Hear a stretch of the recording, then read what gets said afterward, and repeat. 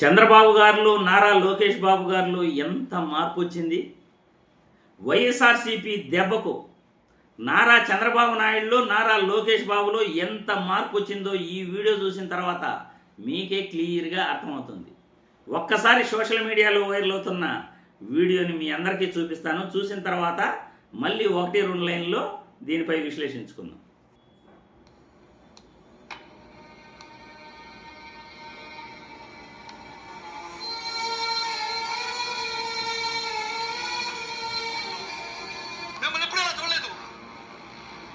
Sir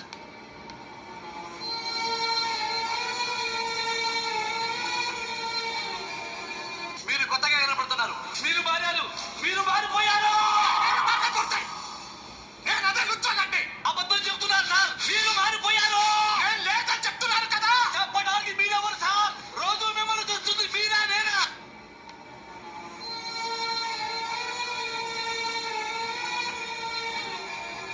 నాకేదో కొడదాం sir. మీరు కొత్త కనిపిస్తున్నారు. మీరు మారారు సార్. మీరు మారిపోయారు. నేనేం మారలేదు కత్తి. నేను అదే వచ్చాకండి.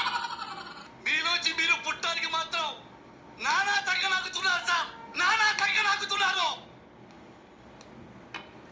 చూశారుగా చంద్రబాబు గారిలో మరియు నారా లోకేష్ బాబు గారిలో ఎంత మార్పు వచ్చిందో మీరే చూస్తున్నారు. సోషల్ మీడియాలో వైరల్ అవుతున్న నెటిజన్ల ట్రోల్స్ మీరు చూశారు. ఎందుకంటే గతంలో చంద్రబాబు నాయుడు దేవుని ఫోటో ఎత్తుకుని నడిచి వెళ్ళేవాడు. షూలు వేసుకుని దేవుడి ఫోటోకి దండం పెట్టేవాడు. షూలు వేసుకుని టెంకాయ కొట్టేవాడు. షూలు వేసుకుని విగ్రహం తీసుకునేవాడు. కానీ వైఎస్ఆర్సీపీ నాయకుల దెబ్బకి దేవుడు దిగొచ్చాడు. మన చంద్రబాబు దేవుడు దిగుచ్చేశాడు.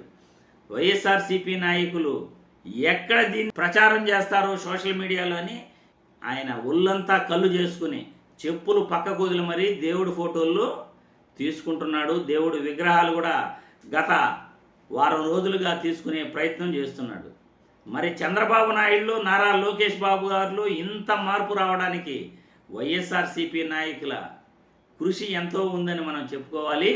వైఎస్ఆర్సీపీ నాయకుల దెబ్బకు నా చంద్రబాబు నాయుడు నారా లోకేష్ బాబులో మార్పు రావటం మాత్రం చాలా చాలా సంతోషకరమైన విషయం అని ఈ వీడియో ద్వారా నేను తెలియజేస్తూ, చంద్రబాబు నాయుడు గారికి ఇకనైనా ఇదే విధంగా బుద్ధి రావాలి. తిరుమల లడ్డు కల్తీ విషయంపై ఆయన నిజాలు మాట్లాడాలి. ఆయన చేసిన విష ప్రచారాన్ని ఆయన ఒప్పుకోవాలి.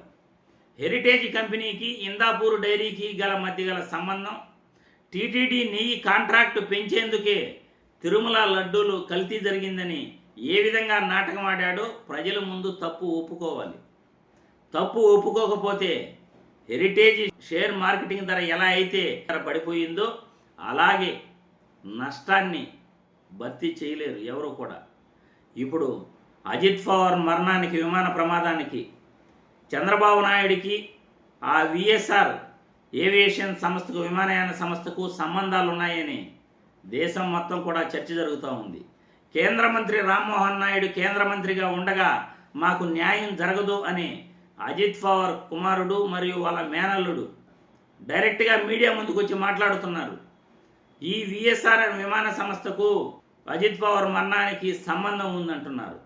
అలా ఒక్కొక్కటిగా నెత్తిన పడుతూ ఉంటాయి ప్రమాదాలు. కాబట్టి చంద్రబాబు నాయుడు గారు, మీరు చెప్పులు తీసేసి ఎలా అయితే దేవుని విగ్రహం ఇప్పుడు తీసుకుంటున్నారు, అదేవిధంగా జ్ఞానోదయమై చేసిన తప్పులను మీరు దేవుడి ముందు, ప్రజల ముందు ఒప్పుకోండి ఈ వీడియో ద్వారా అడుగుతున్నాం, విజ్ఞప్తి చేస్తున్నాం.